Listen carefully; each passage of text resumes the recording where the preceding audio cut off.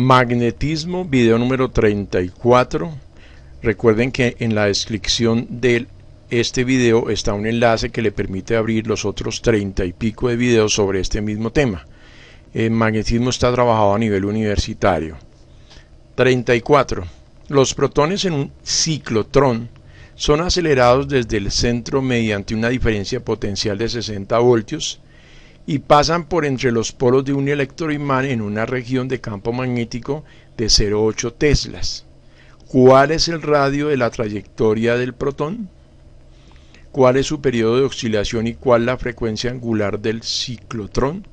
Bueno, recordemos que por efecto de la fuerza del campo que ejerce el campo magnético sobre los protones, estos no se aceleran en forma recta, sino describen una curva.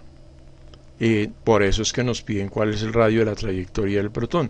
O sea, la fuerza es perpendicular al movimiento del protón.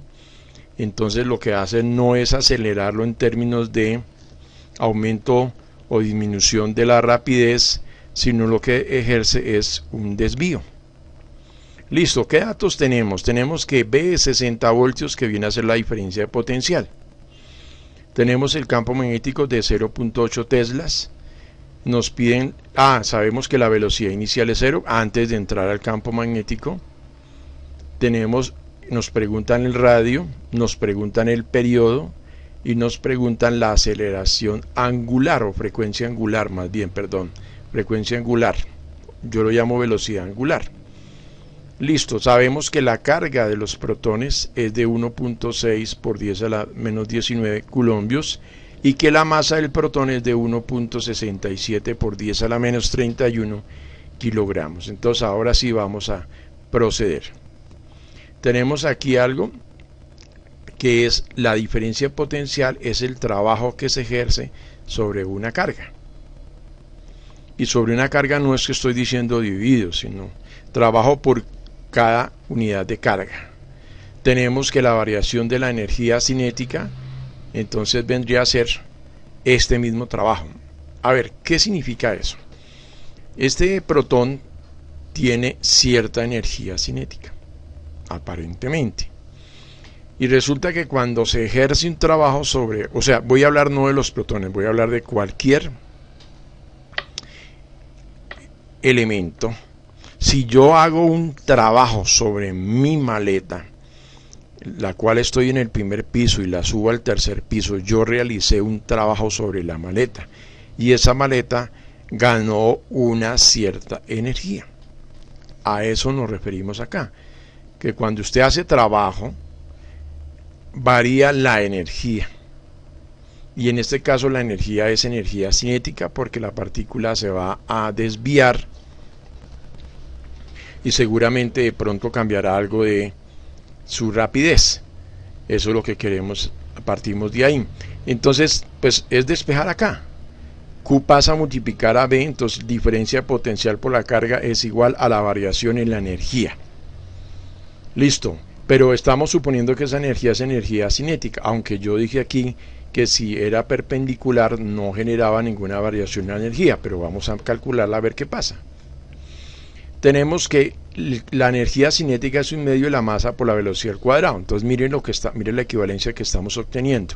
Diferencia de potencial por Q es igual a un medio de la masa por la velocidad al cuadrado. Esta es energía cinética y esta es energía cinética, pero calculada sobre la diferencia de potencial. Ahora, ¿qué es eso de la diferencia de potencial?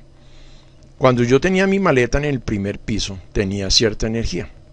Cuando la llevé al tercer piso o al cuarto piso, ahora tiene más energía potencial. En este caso hablamos de la energía potencial.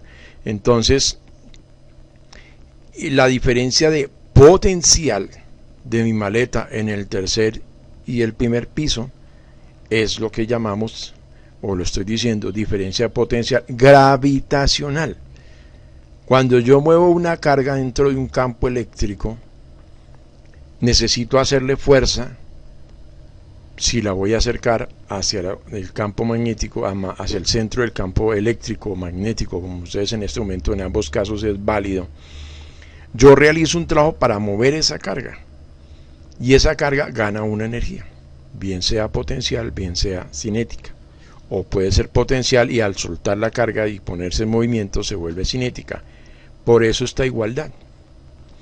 Entonces tenemos un medio de la masa por la velocidad final al cuadrado menos velocidad inicial al cuadrado, porque aquí vamos a averiguar que esta no es una velocidad constante, sino que aquí estamos tomando en cuenta lo que estoy diciendo, que al haberse empujado ganó más velocidad o perdió velocidad, y que esa diferencia de velocidad es, o sea, esta velocidad es velocidad promedio, que viene a ser la diferencia de estas dos.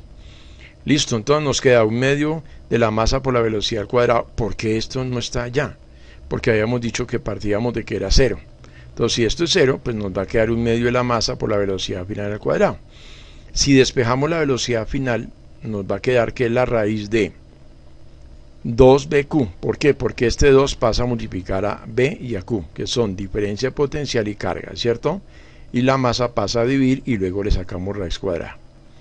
Así salió esta fórmula. Entonces ahora sí miremos.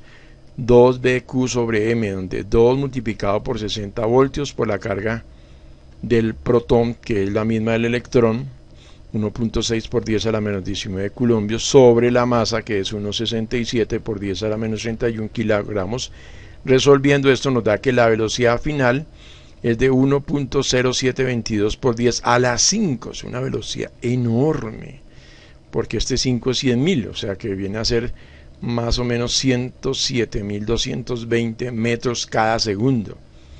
Es muy alta la velocidad que alcanza. Aquí está, mire, 107.224,092 metros cada segundo para hacer exactamente, para tener el dato exacto. Listo, entonces ya teniendo esa velocidad final, tenemos lo siguiente, que el radio es igual a la masa por la velocidad sobre Q sobre B.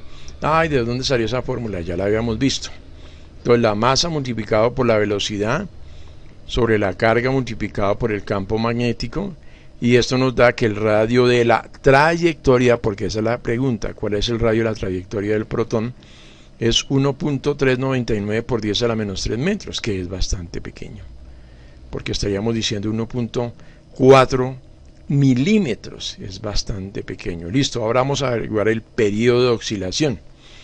Tenemos 2pi por m sobre Q. ¿Por qué 2pi? Recordemos que hemos hablado de que el campo que rodea es siempre tipo circular, igual al campo magnético alrededor de una carga. Reemplazando nos da que el periodo es de 81,97 nanosegundos, o sea, por eso la rapidez, aunque es grande, de todas maneras el tiempo, o sea, como la rapidez es tan grande, pues el tiempo en dar un giro es extremadamente pequeño por la rapidez. Además, acordémonos que aquí estamos hablando de milímetros. Entonces, imagínense a esta velocidad, para recorrer una distancia tan pequeña, pues el tiempo es exageradamente también pequeño. ¿Y cuál es la frecuencia? Pues la frecuencia angular es igual a 2pi sobre periodo, porque también está 2pi por frecuencia, pero pues como tenemos el periodo, nos queda 2pi sobre periodo y nos queda 2pi sobre el tiempo que nos dio acá, y esto nos da que la velocidad angular o la frecuencia angular es 2,6647 por 10 a la 7 radianes cada segundo. ¿Por qué tan grande esa velocidad, esa frecuencia angular? Pues porque la velocidad es muy grande.